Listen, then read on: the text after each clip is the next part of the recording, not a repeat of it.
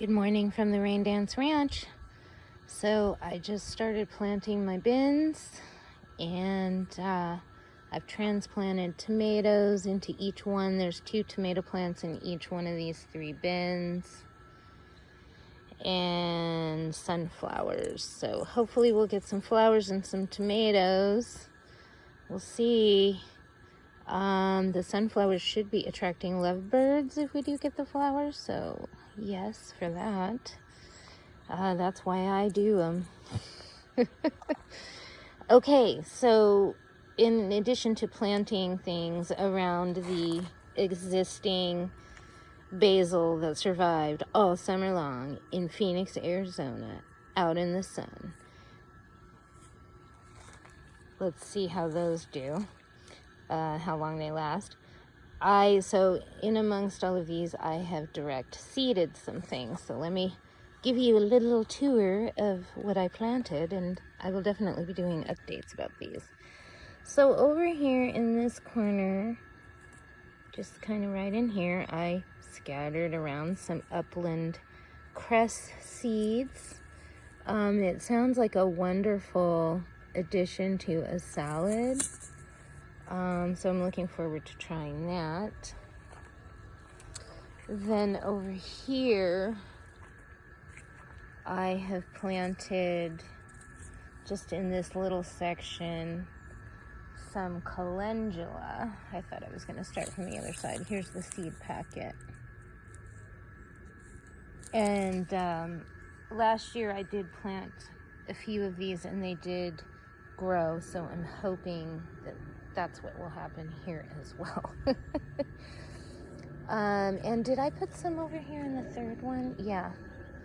Calendula over here on this end.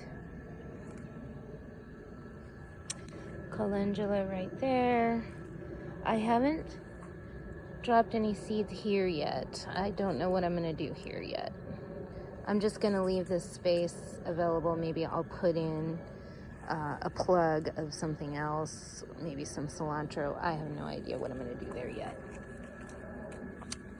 And then over here in this corner, I've done red shiso. Is that easier to see in the sun? From M.I. Gardner. And this is Japanese. If you want to pause it, you could read that.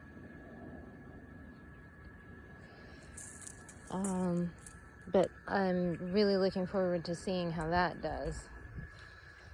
And then again, I've got some calendula tucked in right here in this center part. So I did the calendula kind of in the middle, to the sides of the middle, somewhere in each one of these 3 bins, because I really want the calendula. And there's a good chance that I'll only get 1 or 2 to go to flower. I don't know, we'll see. Last year I was marginally successful. I planted a few of those and only 2 of them really did anything, but hey, that was cool. And then over here on this corner, around this little sunflower here, I planted German radish. German giant radish. So that's all kind of scattered in here. I just did a few of them, like maybe 6. See how those do. Then over here in this section, we've got dandelion. Just kind of scattered around here. I think I left this area open. But then over here, I've got French breakfast radishes. So those were scattered in throughout here on this end. So there's room for more stuff in here. But I think this is going to be a good start. And I still have this area completely available. I won't have to worry about overlapping other seeds. just until I figure out exactly what I want to do here. And still there's like some space over here alongside this basil. The basil might even be cut back at some point, and then there's going to be space in around underneath. Although, I mean, I could still probably try to plant something underneath, but I think right now everything's going to need the sun. So I wish I could remember what this basil was. It's either piccolino or Greek basil. And my suspicion is that it is the Greek basil. And it did look a little better when I first planted it, but it's never really looked that great. I mean, none of the basil really looks that great. This one's looking all right. They're starting to look better as the temperatures are cooling. They really didn't look that great in the summer. Which tells me that these are really going to do better in my Arizona greenhouse with the illuminate shade. But it sure is nice to know that they can at least live and survive in the summer. I mean, that's just huge in Phoenix. So yeah, so these are my planter bins, getting ready for the fall kabloom season. The idea with farmscaping is that you want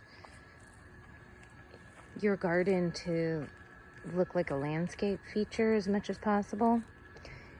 But you also have to understand that there's going to be points at which they don't look good. Perhaps you don't want to cut your sunflowers off for flowers, or just cut them off as soon as they look bad. You want to let them grow out so you can get the seeds out of them. And then they kind of don't really look that great.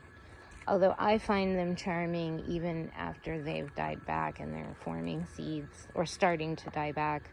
Basically, they're forming seeds, and then they will be dying back, technically. So, yeah, this is a great little garden for anybody that anybody could do. Very easy to deal with, very easy to construct. And they could be used, most people could probably fit at least this much onto a balcony, if you have a balcony. Maybe you could just do 2 bins. And you can make it so that they don't leak water down the bottom. You can do the wicking beds, which would be perfect for a balcony.